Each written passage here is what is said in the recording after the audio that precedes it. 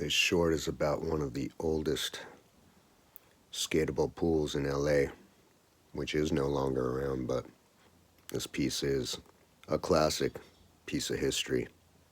Enjoy. Like, when did you first skate that? When did you even know about it, actually? Well, because of Blair Sharell. He's the one that told us about it because he lived around the corner. He's the one that drained it. He's the one that scoped it out. And the first time I ever skated, it was 1975. 75. Who'd you skate with? Blair Sharell. Because I was Blair's buddy and Paul Nig, and he took us over there because it was right around the corner from his house. Spent the night at his house. We went there, drained it, and skated it. He's the first one. It was called the Beehive. Yeah, why do you call it the Beehive? Because there was this bee's nest in the corner that no one really paid attention to until one day when the summer came out. They all came out that day and they were all mad. And they swarmed the pool and like it was time to go. Blair was the first one to grind the death box, front side.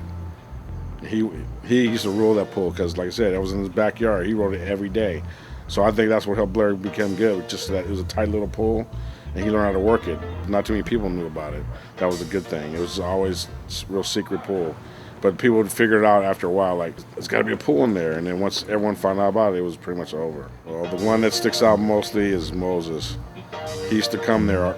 Moses who? Moses Padilla, functional design, and some of his friends. But like I said, once the thing was, when that pool got found out about, it was because of the Marina Skate Park. So once people found out, Froggy, all the Z-Boys, Solo, those dudes would come over, and just, it became like a little skate park in there. And a lot of people session that pool from miles around. People come there, even though it was a tight pool, it was still fun.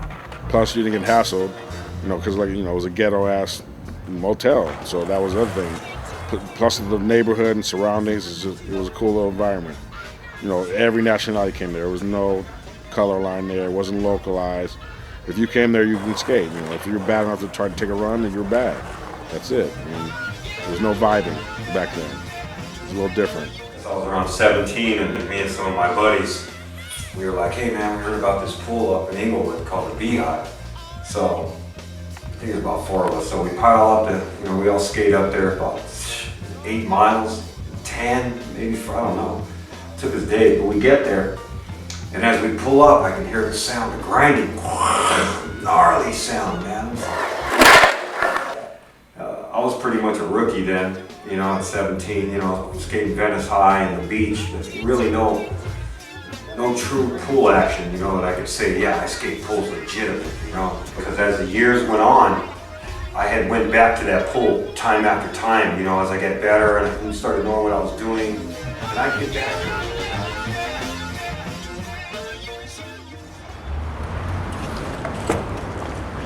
I want to hear the Blake interview.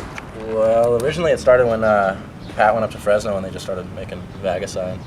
And he came back down here all fired up, wanted to build something with cement, And we didn't have an experience, so we didn't really think of it right off the bat. We were just thinking of maybe building a bank wall somewhere, and couldn't really find a good location. We started giving it a facelift, a good year and a half, 2 years ago. Just started painting it and stuff. And pretty much me and Pat. Pat's in Hawaii right now, so I've just kind of been maintaining it a little bit, Tell me about the whole process of blowing out the shallow and putting in the new coping and. Well, it kind of just started. We didn't really know what we were looking for. We kind of had the Wilderness Bowl in mind, just kind of the shallow's really good there, so we wanted to be able to obviously grind it front side and back side, hopefully do carb grinds, Yeah. And, we just started slapping some cinder blocks down and kind of just put them up like Legos in a bank, and then basically just put some chicken wire on top of that with some duct tape to give it the bowl effect, and started slapping concrete on top of it. There's hollow spots. It's not like, there's just holes. There's all kinds of shit. There's paper holding up cement and Dixie cups and all kinds of shit. Beer cans and yeah. How much of this project came out of your own pocket? Well, at the time I wasn't working. I was pretty much just surfing and skating a bunch. And, just trying something. I was working at a restaurant, making pretty good money in tips every night. So pretty much ended up taking us a month, and it added up to almost $400 in the end. Oh my God! Coping was the most expensive. Had a tough time finding good stuff, and we didn't really want to take anything off other bowls, So a little over $200 in cement, and close to $200 in coping. tiles, whatnot, materials, glue, and stuff like that. Talk to the owners, they're all tight with it, or as long as people They actually don't- came out when we were almost done one time. Little Oriental guy who was kind of pissed. He was like, "Oh, what the hell? This didn't used to be like this." And that. Yeah, Pat was parking the car, and I had like all the trowels and shit. I'm just like, so I just kind of looked at him dumb, like, I don't know. And then he like kind of just turned around in disgust, and then I just hightailed it out of there. That's they never said anything, or what? We just came back and fucking fixed it as quick as we could, and then just acted like it was always there. I feel like we got to hold down the fort, whatnot, but I like it in general just because it's really tight and fast. You know, can really cover a lot of distance really quick. And I don't know, it's kind of like the surf around here. It's shitty, but it's like if you can ride it, you can pretty much ride anything. You know. Rest in peace, Beehive, or Jet Inn, or Shady Motel, or Janky Motel, whatever you want to call it. Slauson and Overhill, baby.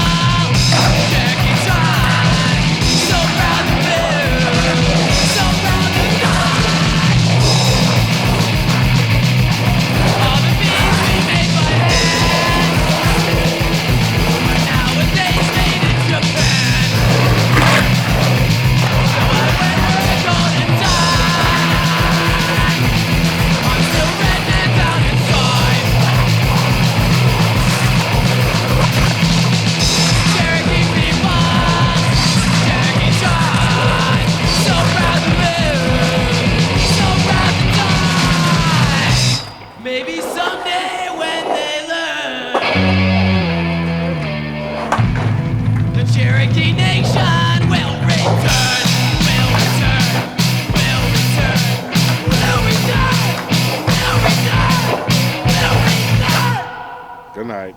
Good night.